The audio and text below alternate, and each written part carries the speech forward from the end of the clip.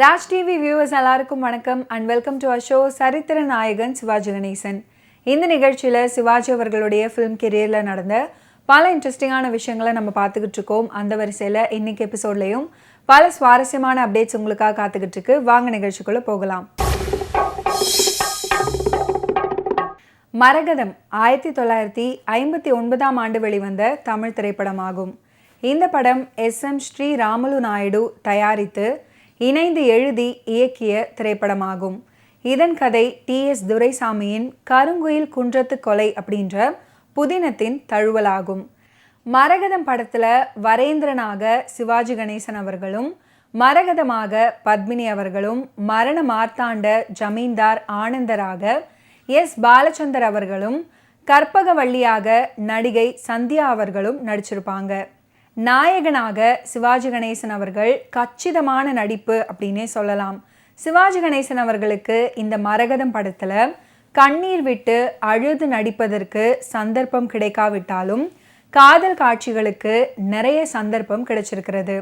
வேகமாக வசனங்களை பேசுவதற்கு சந்தர்ப்பம் கிடைக்காவிட்டாலும் கருங்குயில் குன்றத்து ஜமீன் அரண்மனையிலேயே நாட்டுப்புற வேலைக்காரன் வேஷம் போட்டு மிகவும் நன்றாக நடிக்க சந்தர்ப்பம் கிடைத்திருக்கிறது.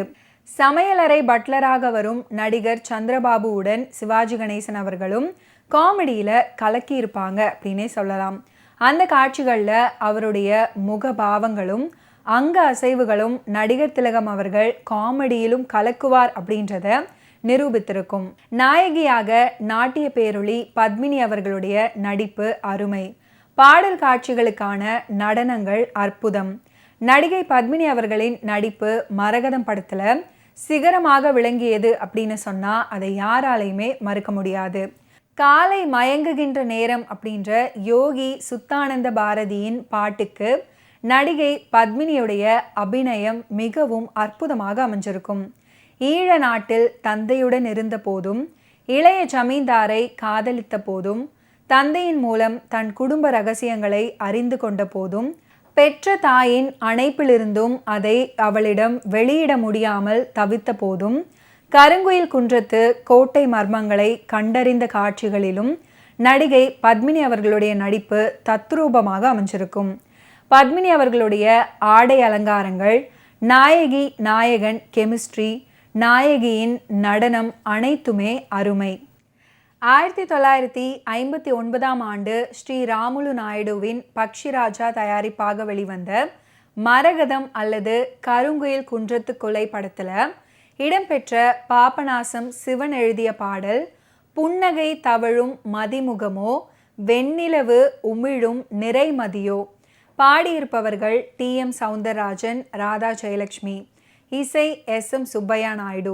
மார மார்த்தாண்டன் கதாபாத்திரத்தை வீணை எஸ். பாலச்சந்தர் அவர்கள் ஏற்று நடிச்சிருப்பாரு அப்படின்னு சொல்றதை விட அவரே அந்த பாத்திரமாக மாறிவிட்டார் அப்படின்னு சொன்னா மிகவும் பொருத்தமாக இருக்கும்.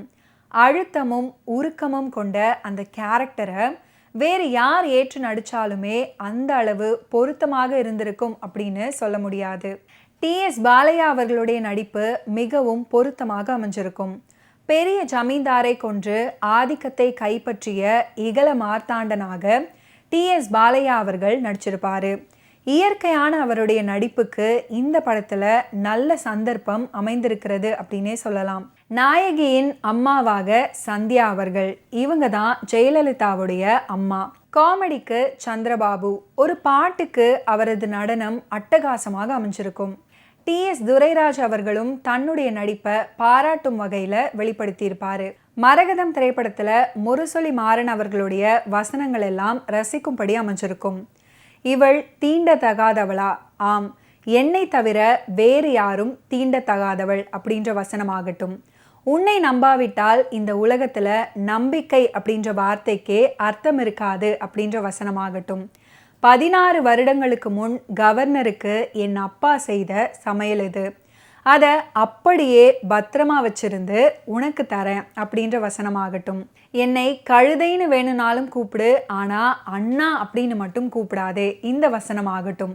இப்படி நிறைய வசனங்கள் திரைப்படத்தில் ரசிக்கும்படி அமைஞ்சிருக்கும். வெற்றி படமான அன்னையின் ஆணை படத்தை அடுத்து சுப்பையா நாயுடுவின் இசையமைப்பில் வெளிவந்த திருமணம், நல்ல தீர்ப்பு ஆகிய படங்களின் பிரதிகளோ பாடல்களோ எங்கெங்கு தேடியும் கிடைக்கவில்லை. அடுத்து மீண்டும் மரகதம் படத்துக்காக பக்ஷிராஜா நிறுவனத்துடன் இணைந்தாரு சுப்பையா நாயுடு. சங்கீத ஐயா SM சுப்பையா நாயுடு அவர்களின் இசையில மரகதம் படத்துல 7 பாடல்கள், அவற்றில் 3 சூப்பர் டூப்பர் ஹிட் ஆனது. ஓகே வியூவர்ஸ், இன்னைக்கு நிகழ்ச்சியில் நடிகர் திலகம் சிவாஜி கணேசன் அவர்களுடைய ஃபிலிம் கெரியரில் நடந்த பல இன்ட்ரெஸ்டிங்கான விஷயங்களை நீங்கள் பார்த்து தெரிஞ்சிருப்பீங்க. மீண்டும் அடுத்தடுத்த எபிசோட்ஸில் சந்திப்போம். நன்றி, வணக்கம்.